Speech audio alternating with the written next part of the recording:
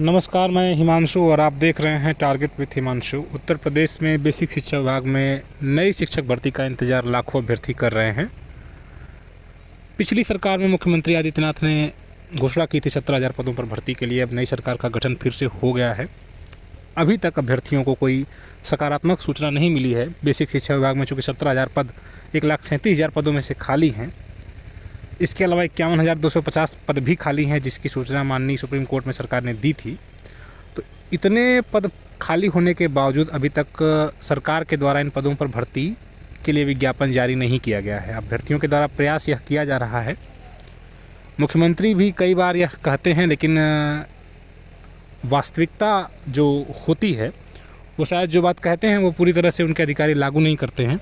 और इसी वजह से कई बार कहने के बावजूद भी अभी 17,000 पदों पर भर्ती का कोई विज्ञापन या इस संबंध में कोई व्यापक दिशा निर्देश जारी नहीं हो पाया है। अभ्यर्थियों को प्रयास करना होगा, मुख्यमंत्री से इस बात की शिकायत करनी अनिवार्य है। कम से कम प्रयास करके ये बात पहुंचाई जाए कि 17,000 पदों पर भर्ती के लिए जो आपने बात कही थी उसे लागू किया जाए।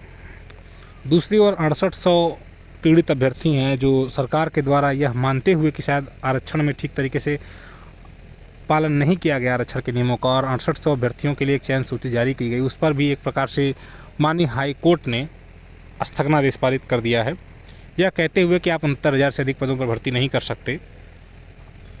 इस प्रकार से लगभग 6800 पदों पर भर्ती जो होनी है उस पर एक रोक ही लग गई है, इसको कह सकते हैं आप।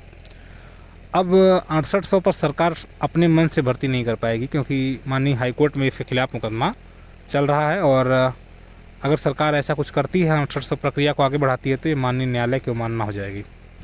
तो अब इसका रास्ता न्यायालय के ही रास्ते से निकलना है। मैंने पहले ही जब आरक्षण पीड़ित अभ्यर्थी प्रयास कर रहे थे तो मैंने पहले भी कहा था कि आरक्षण का जो मैटर है वो हाई कोर्ट से या फिर उसके बाद सुप्रीम कोर्ट से ही निकलेगा।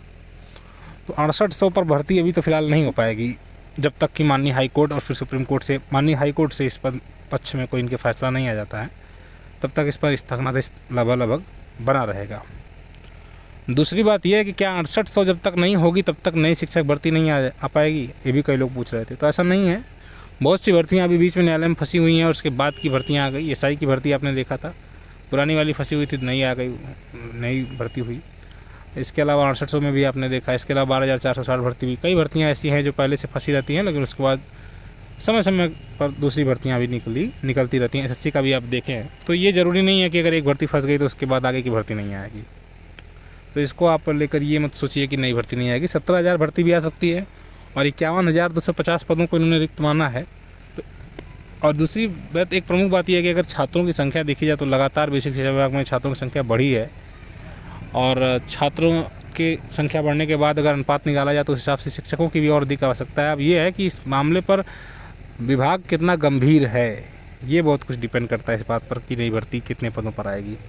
ठीक है, तो अभ्यर्थियों को प्रयास करते रहना है इस मामले पर, और जो भी आपके लिए इंपॉर्टेंट अपडेट होगी चैनल के द्वारा दिया जाता रहेगा। तो मिलते हैं फिर नेक्स्ट वीडियो में। Good bye.